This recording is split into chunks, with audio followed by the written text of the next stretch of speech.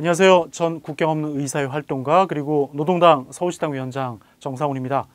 여러분들 우리나라 의사들이 얼마나 버시는지 알고 계신가요? 2014년 보건복지부 자료에 따르면 종합병원의 의사 평균 연봉이 1억 6,500만 원이라고 합니다. 정말 억소리 나죠?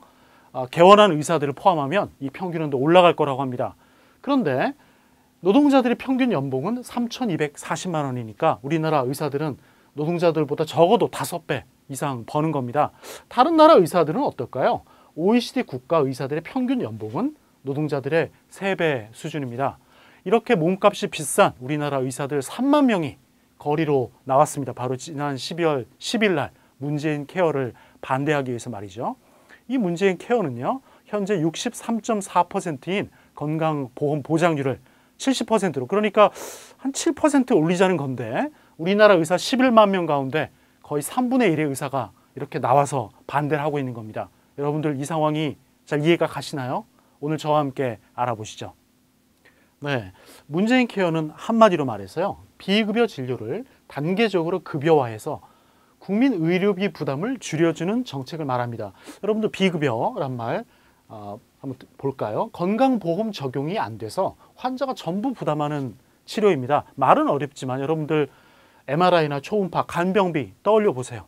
수십, 수백만 원이나 하는 이런 비용들 다 우리 환자들이 전부 내지 않습니까? 이런 게 바로 비급여입니다. 여기서 더 중요한 점은요, 현재 비급여 진료의 가격은 의사가 정한다는 사실입니다. 그러면 우리나라 국민들의 의료비 부담은 얼마나 심각한 것일까요? 바로 이걸 알 수 있는 게 건강보험 보장률이라는 것입니다. 의료비 가운데 건강보험이 부담하는 비율을 말하는 거죠. 이게 2015년 현재 63.4%입니다. 바로 이걸 문재인 케어를 통해서 2022년까지 70%로 올리겠다는 거죠. 64.3%, 이게 도대체 얼마나 큰 문제가 되는 걸까요? 자, 다른 나라 예를 보겠습니다. OECD 국가들의 건강보험 평균 보장률은 무려 80%입니다. 그러니까 환자들은 20%만 내면 되는 거죠. 우리나라 환자들은 거의 40% 가까이 내야 되는데 말입니다. 이걸 좀 더 들여다보면 문제는 더 심각해집니다. 여기 보시면 이게 입원과 외래인데요. 입원의 경우에 OECD 국가는 평균적으로 89%를 보장해 줍니다. 그런데 우리나라는 55%로 꼴찌입니다. 여러분 간병비, 특진료, 상급 병실료 떠올려 보시면 이해가 잘 가시죠? 그러니까 우리는 아직도 가족이 큰 병을 앓고 입원하게 되면 가정이 파탄 나거나 기둥뿌리가 뽑히는 그런 나라에서 살고 있는 겁니다. 외래도 못지 않습니다. 외래 OECD 국가들의 평균은 78%인데요. 우리나라는 62%로 최하위권입니다. 건강보험의 혜택을 누리는 일은 당연하고도 긴급한 일입니다. 그런데 우리나라 의사들은요, 다음과 같은 이유로 문재인 케어를 반대한다고 합니다. 비급여를 모두 급여화하면 건강보험 재정이 파탄날 것이고, 또 이 과정에서 의료 행위에 대해서 적절하게 정부에서 보상해주지 않을 것이라는 겁니다. 과연 그럴까요? 우리나라는 OECD 국가들 가운데 가장 빠른 속도로 의료비가 상승하고 있습니다. 특히 비급여 의료비가 연평균 10.2%씩 상승하고 있고요. 반면에 급여 의료비는 6.7%니까 거의 1.5배 빠른 속도로 비급여 의료비가 증가하고 있는 거죠. 그러니까 의료비 상승의 주범은 비급여 의료비라고 말할 수 있겠습니다. 이렇게 비급여 의료비의 상승을 잡지 못한다면 건강보험 재정보다 국민들의 가계가 먼저 파탄나지 않겠습니까? 이 표를 보겠습니다. 우리나라와 OECD 국가들의 의료 자원을 비교한 것인데요. 보시면 MRI나 CT와 같은 비싼 의료 장비, 그리고 입원실은 우리나라가 OECD 국가들보다 훨씬 더 많습니다.